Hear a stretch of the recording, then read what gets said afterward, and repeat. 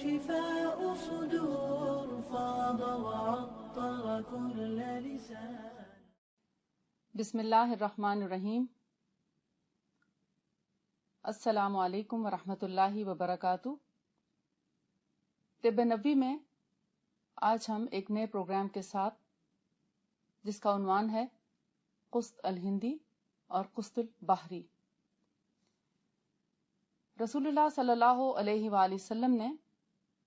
یہ دو دوائیں ایسی بتلائی ہیں جن کے بے شمار فوائد ہیں اور ابھی تک سائنس ان کا احاطہ بھی نہیں کر سکی. اللہ تعالیٰ نے 1,24,000 پیغمبر بھیجے جو لوگوں کو نہ صرف یہ کہ اللہ تعالیٰ سے روشناس کراتے، لوگوں کو اللہ کی پہچان کراتے، بلکہ جب لوگ بیمار ہوتے تھے تو ان کا علاج بھی ان کو بتاتے اور ان کو مختلف جڑی بوٹیوں سے اور اللہ تعالیٰ کی کلام سے ان کو فیضیاب کرتے. سب سے آخر میں نبی آخر الزماں رسول اللہ صلی اللہ علیہ وآلہ وسلم تشریف لائے. آپ نے جہاں لوگوں کو ہدایت کا راستہ دکھایا، وہاں پر لوگوں کی بیماریوں سے متعلق ان کو بہت سی ہدایات بھی عطا فرمائیں. آپ صلی اللہ علیہ وآلہ وسلم نے جہاں بہت سی بیماریوں کے لیے کچھ دوائیں اور غذائیں تجویز فرمائی ہیں، وہاں پر ایک بہت ہی اہم دوا ہے جس کا نام قسط الہندی ہے. یہ ایک ایسی دوا ہے جس پر ابھی تک کوئی خاص ریسرچ نہیں ہوئی، کوئی خاص تحقیق نہیں ہوئی، لیکن احادیث میں اس کا تذکرہ ملتا ہے اور آپ صلی اللہ علیہ وآلہ وسلم نے فرمایا کہ تم جتنے بھی علاج کرتے ہو ان سب میں سے بہترین دوا پچنا لگوانا اور قسط ہے. پچنے سے مراد حجامہ یا کپنگ ہے اور قسط سے مراد قسط الہندی اور قسط البحری ہے. اور رسول اللہ صلی اللہ علیہ وآلہ وسلم جس چیز کو بہترین قرار دیں اس کے اندر بیش بہا فوائد موجود ہیں، کیونکہ رسول اللہ صلی اللہ علیہ وآلہ وسلم کے علم کا سورس وحی الہی اور خود اللہ تبارک و تعالی کی ذات اقدس ہے، جس میں کسی قسم کے شک و شبہ کی کوئی گنجائش نہیں. اور جو دوائیں اور جو غذائیں رسول اللہ صلی اللہ علیہ وآلہ وسلم سے ہمیں ملتی ہیں ان کے اندر بہت زیادہ تاثیر پائی جاتی ہے اور وہ انسان کو بہت جلدی بیماری سے دور کر کے صحت سے ہمکنار کرتی ہیں. حضرت ام قیس ایک روایت کرتی ہیں کہ آپ صلی اللہ علیہ وآلہ وسلم نے فرمایا کہ تم اس عود ہندی کو یعنی قسط الہندی کو بطور دوا استعمال کرو، اس لیے کہ اس میں 7 بیماریوں سے شفا ہے، اور ان میں سے ایک بیماری ذات الجنب یعنی پہلو کا درد ہے. اور یہ پہلو کا درد جسے آج سائنٹیفک لینگویج میں یا ٹرمینالوجی میں برونکیکٹسس کہتے ہیں. ایک بیماری ہوتی ہے برونکائٹس اور ایک ہے برونکیکٹسس. یہ دونوں مختلف ہیں. برونکائٹس سے آپ سب لوگ واقف ہیں، نزلہ، کھانسی، بخار کے ساتھ چھاتی میں درد کا ہونا، اور کھانسی اتنی ڈیپتھ سے آتی ہے کہ سینے میں کھانسی کے ساتھ بہت درد پایا جاتا ہے، بلغم بہت مشکل سے نکلتی ہے اور کافی عرصہ لگ جاتا ہے اس سے ریکوری ہونے میں. لیکن برونکیکٹسس جو ہے یہ پھیپھڑے کا ایک پھوڑا ہے، یا اتنا زخمی ہو جاتا ہے پھیپھڑا، یا اتنا انفیکشن ہو جاتا ہے، اس میں اتنی پس پڑ جاتی ہے کہ مریض کے لیے سانس لینا بھی دشوار ہو جاتا ہے. اور اگر اس وقت اس کو کھانسی آ جائے تو اس کا سانس اندر کا اندر ہی رہ جاتا ہے اور باہر کا باہر، لہذا موت سامنے نظر آتی دکھائی دیتی ہے. ایسے میں کوئی دوا کارگر ثابت نہیں ہوتی. ایسے مریض کو ٹھیک کرنا آج کے دور میں بھی انتہائی مشکل ہے، اور بہت سے مریض اللہ کو پیارے ہو جاتے ہیں جبکہ رسول اللہ صلی اللہ علیہ وآلہ وسلم کے طریقہ علاج میں ہمیں نظر آتا ہے کہ رسول اللہ نے قسط الہندی استعمال کرنے کا مشورہ دیا، جو پھیپھڑوں کی بہت سی بیماریوں کے لیے اور جسم کی اور بہت سی بیماریوں کے لیے کامل ترین شفا اس کے اندر موجود ہے۔ قسط دو طرح کی ہوتی ہے، ایک کا نام قسط البحری ہے جسے ہمارے ہاں قسط شیریں بھی کہا جاتا ہے، اور دوسری کا نام قسط الہندی ہے جسے قسط تلخ بھی کہا جاتا ہے۔ دونوں کے خواص بہت زیادہ ملتے ہیں، لیکن کچھ چیزوں میں یہ مختلف بھی ہے۔ مثال کے طور پر قسط البحری کا رنگ قدرے سفید ہوتا ہے، آف وائٹ سا، جبکہ قسط الہندی کا رنگ گہرا ہوتا ہے، براؤن کلر کا ہوتا ہے، اور اس میں بھی اس کے مختلف علاقوں کے لحاظ سے اس کے شیڈز مختلف ہو سکتے ہیں۔ ہمیشہ جو قسط فائدہ دیتی ہے اور آرام پہنچاتی ہے وہ تازہ ہونی چاہیے۔ پرانی قسط یا اس کے اندر اگر کیڑا لگا ہوا ہے، جالے پڑے ہوئے ہیں، تو ایسی قسط کبھی شفا سے ہمکنار نہیں کر سکتی، بلکہ ہو سکتا ہے اس کی گندگی اور اس کے پرانے ہونے کی وجہ سے کوئی نقصان ہی نہ پہنچائے انسان کو۔ لہٰذا اس کو لینے میں بہت زیادہ احتیاط کی ضرورت ہے۔ جو سفید رنگ کی قسط ہے اس کا ذائقہ پھیکا ہوتا ہے اور اس کے اندر کڑواہٹ نہیں ہوتی۔ اس کے علاوہ اس کو اگر چکھیں تو وہ کوئی خاص ذائقہ نہیں بلکہ پھیکی ہی ہوتی ہے، اور جو قسط الہندی ہے وہ ذائقے میں خاصی کڑوی ہے اور اس کے کھانے میں اتنی آسان نہیں ہے، لیکن جس کو اللہ کی طرف سے شفا کا حکم آ جائے اس کے لیے وہ کھانا مشکل نہیں ہوتا۔ لیکن جہاں اللہ تعالیٰ نے جس کے لیے شفا نہیں لکھی تو ان کو کھانے کی بھی توفیق نہیں ہوتی۔ قسط البحری کا ذائقہ جیسا کہ میں نے بتایا پھیکا ہے، اس کی خوشبو بھی لکڑی کی طرح ہے، لیکن قسط الہندی کا ذائقہ بہت کڑوا، تلخ، اور اس کی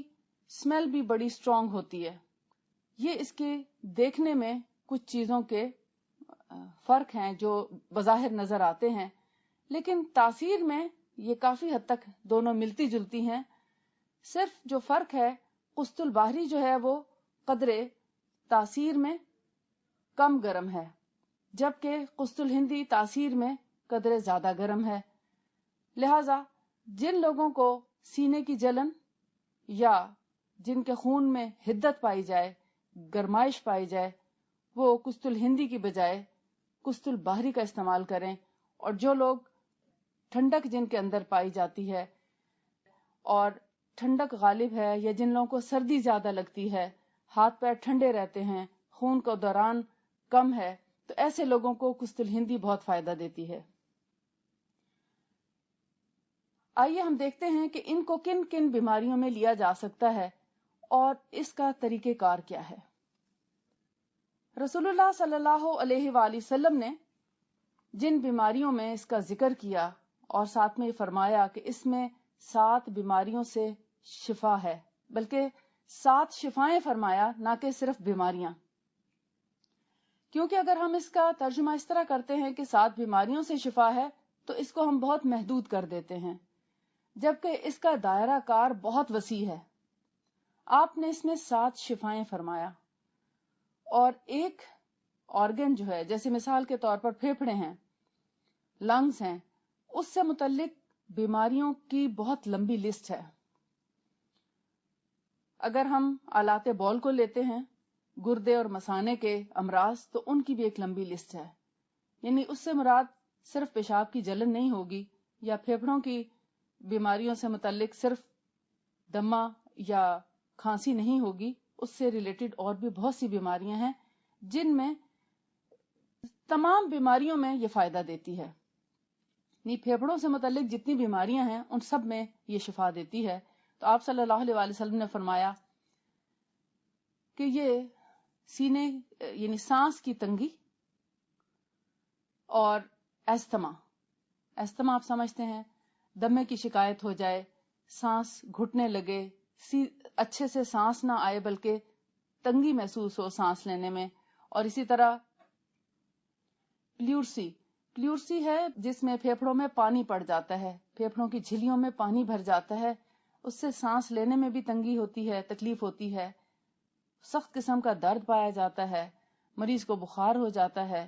اور پھیپھڑوں کے پانی کی وجہ سے مریض کے اندر اور بہت سی بیماریاں پیدا ہونے کا خطرہ موجود ہوتا ہے. لہٰذا یہ پلیورسی میں بھی کام کرتی ہے. حدیث میں پلیورسی کے الفاظ آتے ہیں.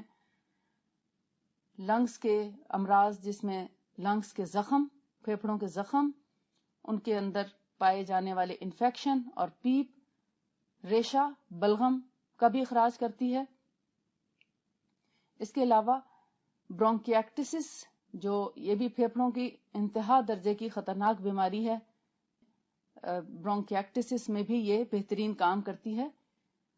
بچوں کے سر درد میں بھی آپ صلی اللہ علیہ وآلہ وسلم نے فرمایا کہ قسط بہت اچھا کام کرتی ہے. یعنی بڑے لوگوں کے سر درد کی بہت سی وجوہات ہو سکتی ہیں. مثال کے طور پر سٹریس، ٹینشن، کوئی شوق کسی قسم کا، یا بہت زیادہ گرمی، یا بہت زیادہ گرمی اور سردی کے تبادلے میں، یعنی گرم جگہ سے ٹھنڈی جگہ چلے جانا، یہ ٹھنڈے سے گرم میں اچانک جانے سے بعض اوقات سر درد ہو جاتا ہے. نیند کی کمی کی وجہ سے سر درد ہو سکتا ہے، بہت دیر تک بھوکا رہنے کی وجہ سے سر درد ہو سکتا ہے، اور اسی طرح بہت سی وجوہات ہیں سر درد کی. لیکن بچوں میں عام طور پر زیادہ وجوہات نہیں پائی جاتی، ہلکی پھلکی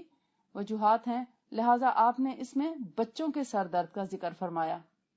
کہ بچوں کے سر درد میں بھی قسط الہندی لاجواب ہے. اور اگر ہلکا پھلکا درد عام بڑوں میں بھی پایا جائے تو وہ بھی اس کو ٹھیک کرنے کی صلاحیت رکھتی ہے، اور بہت سے لوگوں کا سر درد اس سے ٹھیک ہوا ہے. پھر آلات بول کے مسائل، یعنی کڈنی، بلیڈر، گردے اور مثانے کی جو بیماریاں ہیں، ان کے اندر یو ٹی آئی کا پرابلم ہو، یا اس میں گردوں میں پتھری کا علاج اس کے اندر نہیں ہے، لیکن ہلکی پھلکی اگر ریت ہے، سلج آ رہا ہے، کچھ ایسے کرسٹلز آ رہے ہیں، یا بیکٹیریا ہو، اور انفیکشن، بیکٹیریل انفیکشن، یا پس آ رہی ہو، یا خون اس میں سے رس رہا ہو، یعنی پیشاب کے اندر خون آتا ہوا نظر آ رہا ہے، آر بی سیز آ رہے ہیں، یا بلڈ اس کے اندر ٹریس ہو رہا ہے، تو ایسے میں قسط الہندی اور قسط البحری دونوں بہت فائدہ مند دوائیں ہیں. اگر پیشاب میں جلن پائی جائے تو قسط الہندی کی بجائے قسط البحری زیادہ فائدہ دے گی، اور اگر پیشاب میں جلن نہ ہو، صرف بیکٹیریل انفیکشن ہو، تو بیکٹیریل انفیکشن کو بھی قسط الہندی بہت اچھا دور کرنے کی صلاحیت رکھتی ہے. جبکہ قسط البحری جو ہے وہ گرم مزاج مریضوں کو زیادہ فائدہ پہنچاتی ہے، اور قسط الہندی جو ہے وہ جہاں جلن کے مسائل آئیں وہاں پر قسط الہندی کی بجائے قسط البحری کا استعمال کیا جائے تو زیادہ بہتر ہوگا. جہاں تک پھیپھڑوں کے امراض کا تعلق ہے تو وہاں سب سے پہلے گلا اور ٹونسلز کی بیماریاں آتی ہیں. یعنی جب ہمارے لنگز میں کوئی انفیکشن ہونے لگتا ہے تو وہ گلے سے ہو کر ہی جاتا ہے، لہٰذا پہلے تو گلے خراب ہو جاتے ہیں. تو ٹونسلز ہوں، جن کو عربی میں لوزتین کہتے ہیں، انگلش میں ٹونسلز، اور ہم عام زبان میں اس کو گلے خراب ہونا کہا جاتا ہے. یعنی جب گلے خراب ہو جائیں اور اس میں گلٹیاں پڑ جائیں گلوں میں، تو ان کو سب سے زیادہ فائدہ پہنچانے والی دوائیں یہ دونوں ہیں، قسط البحری اور قسط الہندی. اگر پس پڑ چکی ہو تو قسط الہندی بہت اچھا پس نکال دیتی ہے، اور اگر پس ابھی نہیں پڑی لیکن ٹونسلز بہت زیادہ پھول چکے ہیں اور بار بار اس کے اندر انفیکشن ہونے کی وجہ سے ان کی جو جھلی ہے، یعنی گلے کی جو ممبرینز ہوتی ہیں، جھلیاں ہوتی ہیں، ان میں چھید آ جاتا ہے، یعنی وہ ایسے جالی کی طرح ہو جاتی ہیں، اور اس کے اندر بار بار گلا خراب ہونے کا رجحان پیدا ہو جاتا ہے. تو قسط البحری جو ہے یہ ان جھلیوں کی بہت اچھی اور بہت تیزی سے مرمت کر دیتی ہے، اور بار بار گلا خراب ہونے کا رجحان ختم ہو جاتا ہے. یہ بلغم کو خارج کرنے کی صلاحیت رکھتی ہے. یہ تو وہ باتیں تھیں جو ہمیں احادیث سے پتہ چلتی ہیں. 7 اشفیہ یعنی 7 شفائیں جو آپ صلی اللہ علیہ وآلہ وسلم نے فرمائیں. لیکن کچھ بیماریاں ایسی ہیں جن میں ہم نے قسط کو استعمال کرا کے دیکھا، لوگوں کو اس سے بہت فائدہ ہوا. ان میں چند ایک یہ ہیں جن لوگوں کو ہارمونل پرابلمز تھے، یہ جیسے خواتین کے ایام کے مسائل ہیں، اگر اس میں کوئی بے قاعدگی ہو یا بالکل بندش ہو یا بہت زیادہ دیر تک جاری رہتے ہوں، اس میں بھی یہ بہت فائدہ مند ہے، ان کو ریگولیٹ کرتی ہے، باقاعدہ لانے کا انتظام کرتی ہے۔ اس کے علاوہ اگر خواتین میں پی سی اوز کا پرابلم ہو، پولیسسٹک اووریز، اس کے ساتھ بھی یہ بہت اچھا اثر رکھتی ہے اور ان میں بہت زیادہ شفا دیتی ہے، پی سی اوز کے پرابلمس کو بھی سالو کرتی ہے، پھر ہارمونل امبیلنس کو ٹھیک کرنے کی صلاحیت رکھتی ہے۔ بے اولادی کے مرض میں جہاں آج دنیا اتنا زیادہ پریشان ہے اور یہ مرض بہت زیادہ بڑھتا چلا جا رہا ہے اور اس کی وجوہات پر اس وقت کوئی غور نہیں کر رہا کہ اس کی وجوہات کیا کیا ہیں، جبکہ ہمیں بحیثیت قوم ان چیزوں کو دیکھنا چاہیے کہ ایسی کیا وجوہات ہیں جس کی وجہ سے بے اولادی کا مرض اتنا بڑھ چکا ہے۔ ہمارے پاس جو مریض آتے ہیں ان میں اکثریت کی تعداد بے اولادی کے مرض میں مبتلا ہے۔ تو ان لوگوں کے لیے ہم نے جب قسط الہندی کا استعمال شروع کیا تو ہمیں 100% نتائج ملے۔ ان کے نہ صرف یہ کہ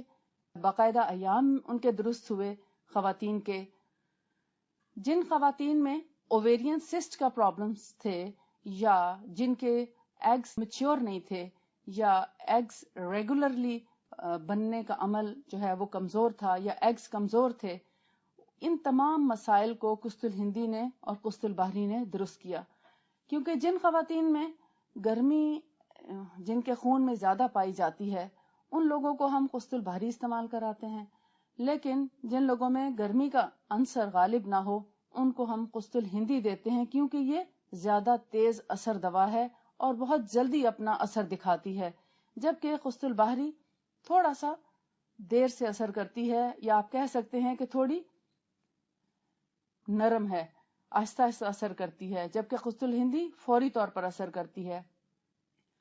قسط البحری جو ہے وہ جہاں زخم پائے جاتے ہوں، انفیکشنز پائے جاتے ہوں، وہاں وہ زیادہ اچھا اس کا رول پلے کرتی ہے، جبکہ